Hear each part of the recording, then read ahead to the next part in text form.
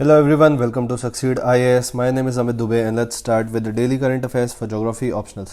First article आपका Indian monsoon के trends के ऊपर है जिसमें लास्ट 30 इयर्स का ट्रेंड दिया गया है एंड ये आर्टिकल में जो फैक्ट्स हैं ये इस साल जो मेंस दे रहे हैं 2021 में एंड 2022 में इन लोग के लिए ज्यादा इंपॉर्टेंट है। तो लास्ट 30 इयर्स में मानसून में क्या चेंजेस आए हैं पैटर्न में, may be because of global warming या अदर फैक्टर्स, वो यहाँ पे मेंशन्ड है एंड ये आपके लिए बहुत इंपॉर्टेंट हो जाता है। फॉर एग्जाम्पल फर्स्ट फैक्ट जो दिया गया है कि 1989 से 2019 मतलब ऑलमोस्ट 30 इयर्स में जो ईस्टर्न इंडिया है आपका, स्पेशली उत्तर प्रदेश, बिहार, बंगाल, मेघालय, अरुणाचल प्रदेश एंड हिमाचल प्रदेश, ये यहाँ पे मेंशन्ड है ये फैक्ट्स। इन एरियाज में जो ब्लैक में शेडेड है यहाँ पे लास्ट 30 इयर्स में मॉनसून का डिक्लाइनिंग ट्रेंड है। ऑन द अदर हैंड जो आपका साउथ ईस्टर्न राजस्थान, सौराष्ट्र, कच्छ वाला ये रीजन है एंड तमिलनाडु, आंध्र प्रदेश, उड़ीसा, ये जो दो एरियाज हैं यहाँ पे मॉनसून का ट्रेंड जो है वो इंक्रीज इन रेनफॉल है, specially increase in the frequency of heavy rainfall days. तो एग्जाम में भी अगर ये क्वेश्चन आता है तो आपको इसी तरीके से दो शेडेड पोर्शन बना के जहाँ पे इंक्रीज हो रहा है और जहाँ पे डिक्रीज हो रहा है उनको मेंशन करके आपको एग्जाम में बनाना है एंड ऐसी कुछ इनोवेटिव डायग्राम्स है जिसके वजह से आपको अच्छे मार्क्स मिलते हैं। प्लस इस साल के मानसून का एक और ट्रेंड दिया गया है कि इस साल जैसे हमने देखा था मानसून के टाइम पे कि इस साल नॉर्मल मानसून हुआ है एंड अगर फिगर्स में देखें तो 975 सेंटीमीटर्स रेनफॉल हुआ है इस साल एंड आपका लॉन्ग पीरियड एवरेज है 956, तो अराउंड 2% ज्यादा मानसून हुआ है, बट ये नॉर्मल कैटेगरी में ही आता है। एंड जनरली पेपर 2 में यूपीएससी हमेशा पूछता है मानसून का ट्रेंड्स उस पर्टिकुलर ईयर में, तो यहाँ पे स्टेट वाइज भी मेंशन्ड है कि आपके 23 स्टेट्स में नॉर्मल मानसून रहा है, 8 स्टेट्स में आपके डेफिशिएंट रेनफॉल रहा है एंड अराउंड 6 स्टेट्स में आपका एक्सेस रेनफॉल रहा है। अब एक और चीज आपके लिए इंपॉर्टेंट क्या है, definition of excess rainfall, deficient rainfall and normal rainfall. ये डेफिनेशन आपके लिए बहुत इंपॉर्टेंट है, तो इन डेफिनेशंस को भी एक बार जरूर रेफर कर लो, मैंने पिछले वीडियोस में ये सब कवर किए हैं। तो ये काफी बढ़िया आर्टिकल था आपके पेपर 2 के लिए। नेक्स्ट आर्टिकल अगेन ये भी फैक्चुअली इंपॉर्टेंट है। यहाँ पे आईएमडी का रिपोर्ट आया कि जो विंटर्स है नॉर्दर्न इंडिया में वो नॉर्मल से थोड़े वार्मर रहेंगे इस साल एंड इसका रीजन है यहाँ पे क्लाइमेट चेंज।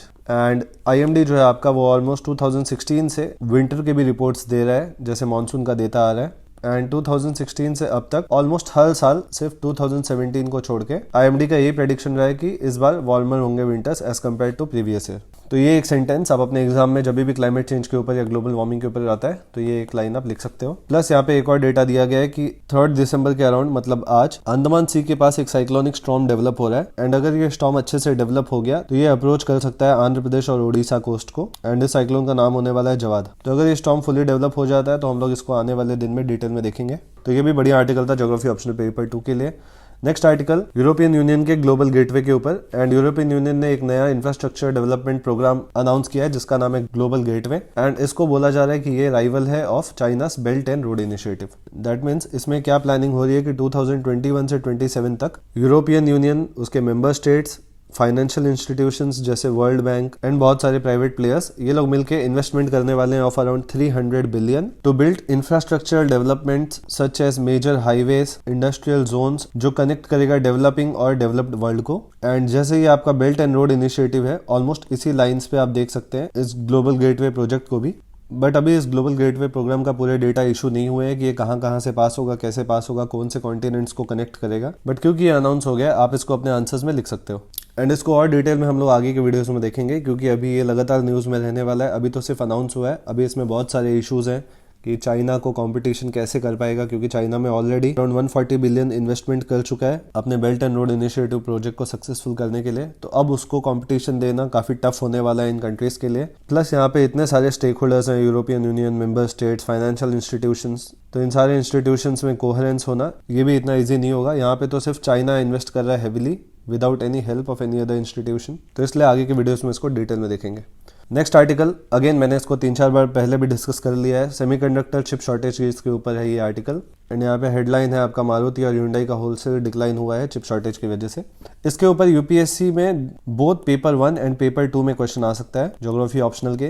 पेपर 1 में इन जनरल जो आपका इंडस्ट्रीज वाला टॉपिक मेंशन है कि industries, industrial locations and paper 2 में आपका इंडियन स्पेसिफिक क्वेश्चन जो आ सकते हैं इंडस्ट्री से रिलेटेड उसमें ये क्वेश्चन आ सकता है। तो आपको पता होना चाहिए कि कहाँ पे फिलहाल सेमीकंडक्टर इंडस्ट्रीज का प्रोडक्शन होता है एंड कौन सा रीजन इसके लिए डोमिनेंट रोल प्ले करता है। तो मैंने आपको बताया था कि जो साउथ ईस्ट एशिया है आपका, specifically Taiwan, south Korea, Singapore, China, ये मेजर प्लेयर्स हैं आपके सेमीकंडक्टर चिप प्रोडक्शन में एंड अराउंड 85% सेमीकंडक्टर्स पूरे वर्ल्ड में जो प्रोड्यूस होते हैं वो इन्हीं 4-5 स्टेट से आते हैं। तो इस डेटा को भी आप ऐसे ही रिप्रेजेंट कर सकते हो बॉक्स बना के, या आप वर्ल्ड मैप भी बना के उस पर आप रिप्रेजेंट कर सकते हो। एंड पेपर 2 में अगर क्वेश्चन आता है तो ये भी क्वेश्चन आ सकता है कि क्यों सेमीकंडक्टर चिप्स इतने कॉन्सेंट्रेटेड हैं स्पेसिफिक रीजन्स में एंड क्यों ये डिसेंट्रलाइज नहीं है। तो इसके लिए मैंने एक वीडियो बनाया था जिसमें मैंने आपको इश्यूज बताए थे कि क्योंकि बहुत ज़्यादा हाई कैपिटल इंटेंसिव इंडस्ट्री है ये, उसके बाद भी आपको 3-4 साल बाद प्रॉफिटेबल इंडस्ट्री होती है ये, एंड इतना कैपिटल इन्वेस्ट करने के बाद भी 3-4 साल आपको वेट करना पड़ता है क्योंकि ये बहुत ज़्यादा स्पेशलाइज्ड इंडस्ट्री है। तो इंफ्रास्ट्रक्चर डेवलपमेंट में अराउंड 3-4 ईयर्स लगते हैं, उसके बाद ही वो प्रॉफिट मेकिंग हो पाता है। तो इसलिए प्राइवेट प्लेयर्स जनरली इन्वेस्ट करने से डरते हैं बिकॉज प्रॉफिट आने में बहुत टाइम कंज्यूमिंग प्रोसेस हो जाता है इस इंडस्ट्री में। एंड इंडिया में अब टाटा हेविली इन्वेस्ट करने का सोच रहा है for semiconductor chip manufacturing and right now they are looking for industrial location कि इसको कहाँ पे सेट करें। तो आज एक्सप्लेनेशन वाले आर्टिकल्स काफ़ी अच्छे थे, 3-4 आर्टिकल्स थे एंड ऑलमोस्ट सारे इंपॉर्टेंट थे स्पेशली फॉर 2021 मेंस। तो इसलिए जिसका पे निकल गया वो इन टॉपिक्स को बहुत अच्छे से प्रिपेयर कर ले क्योंकि बहुत हाई प्रोबेबिलिटी टॉपिक्स हैं ये। अब जितने भी आर्टिकल्स हैं ये मैप मार्किंग के लिए इंपॉर्टेंट है। फर्स्ट लोकेशन है आपका पीची वेजनी वाइल्ड लाइफ सेंचुरी एंड ये लोकेटेड है आपके केरला के वायनाड डिस्ट्रिक्ट में।